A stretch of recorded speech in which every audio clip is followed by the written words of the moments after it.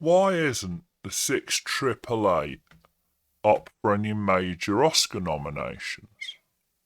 So I held off watching the film, as I didn't think I'd like a film about women who sorted post in a warehouse in England being the forgotten heroes of World War II. Just to be clear up front, it's a well-made film with good character development, and it's a nicely written script. And it's certainly good cinematography, good lighting, good effects. Spoiler warning, I'm probably going to tell you something that might ruin the film for you if you haven't seen it yet. But if you haven't seen it yet, it's probably because you don't want to. So the film begins with a stark black screen. White text tells us it's based on a real story.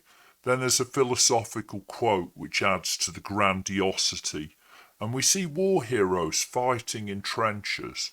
Although it looks rather like the First World War for a second, I would guess it was supposed to be something like Bastogne, or a very odd version of the Battle of the Bulge. In seconds, soldiers are running across a field into withering gunfire from the Germans, and a plane crashes in their midst. It's big budget. It's not quite Dunkirk or Saving Private Ryan, but it's definitely big budget. And it cuts to soldiers with voiceovers of their distraught wives not knowing if they'll get a letter. And then it cuts to an interracial couple facing prejudices as white women try to stop him from speaking to Lena and taking her in his car. Well, Abraham's off to war and will write to her every chance he gets. Spoiler, we all know she won't get the letter for a while because the American Air Force can't deliver letters. Well, her family are concerned he's Jewish and she needs to find herself a good black boy. He proposes and heads off to war. I hope we're going to see a little action, but before you know it, he's dead. So many black men fought bravely, risked and lost their lives. There's real opportunity for real action and real stories of people who did give their all and maybe were forgotten and overlooked. Well, Abraham wasn't overlooked, he's not black. He just dies off screen and she returns home to find he's dead. After a quick catnap, she decides she's got to join the army to fight Hitler and get bossed around by white superiors and hit on by black soldiers. Captain Charity Adams, her commanding officer, lays down the law and the training starts. You don't have the luxury to be as good as the white soldiers, you have the burden to be better. Well, there's stirring music and we're off to a good start. They train as though they're off to the Marines about to land in Iwo Jima, though it's a bit more Forrest Gump than Full Metal Jacket. Cuts to the White House. A woman's in the rain waiting to see Mrs. Roosevelt, who's shocked to hear that in 3 years no letters have reached her from either of her sons. And they're good boys, they sent letters, but the army doesn't know how to deliver post. Training gets harder and it's interspersed with bunk room girly chats and ghost appearances of her dead Jewish boyfriend. Well, it returns to President Roosevelt and he's so angry that soldiers aren't getting letters. Something needs to be done. Luckily, Oprah Winfrey's there and she's even more angry. Hank from Breaking Bad says sorting post is too complicated for black women, but Oprah knows that Negro women can get the mail delivered. Her word, not mine.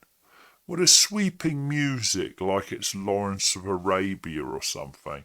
There's plenty of racism and mockery of Negroes, which is hard to relate to in this day and age, sitting in a country where there was never enforced segregation. The generals all laugh that in just 6 months, black women can't possibly work out how to redirect mail. But obviously the secret is the obscene amount of mail, not the actual parcels themselves. Even Hank from Breaking Bad isn't so racist to think that women can't sort post. Well, when they open the hangars, it's like the ending of Indiana Jones but with mailbags.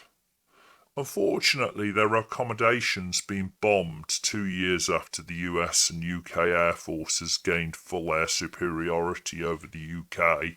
Some bombers dodged the RAF and US Air Force, flew all the way up to Birmingham and hit their base.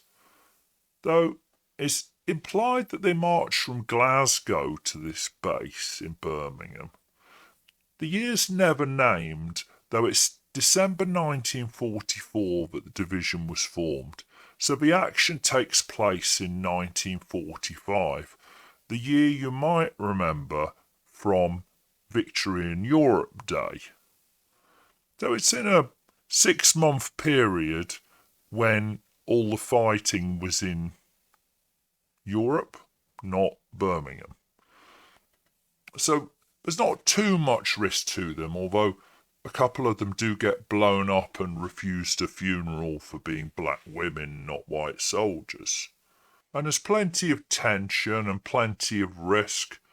Probably the only V1 of the war to reach Birmingham nearly landed on their base as they were sorting those parcels.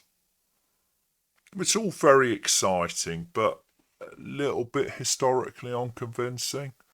Things like the V1 and the route marching across Britain, and even as they come off the boat, the first thing I saw was a Jeep logo on several boxes or crates next to some Willys Jeeps. Well, great for product placement, but not remotely historically accurate. I guess there was no history consultant here.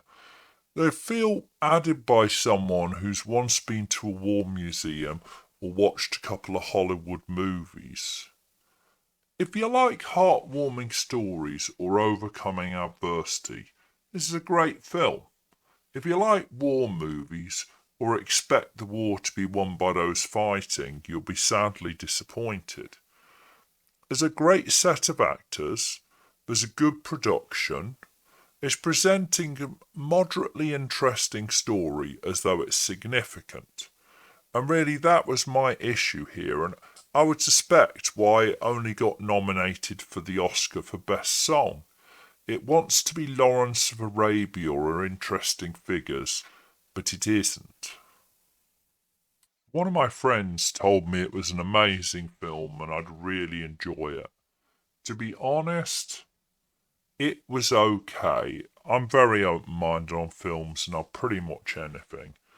But really it was like A Beautiful Mind without Russell Crowe. So it's not the production quality, it's not the budget, it's not the story, and it's not the acting that let it down. What let it down for me was that it pretended to be significant, whereas really it was just a nice story. A heartwarming, true story of black women overcoming adversity and doing their bit. If it wasn't sold as saving the war single-handed, when it clearly wasn't, then possibly this film might have done better. More people would have watched it. I might even have watched it a second time. And maybe it would have got an Oscar nomination for something that matters.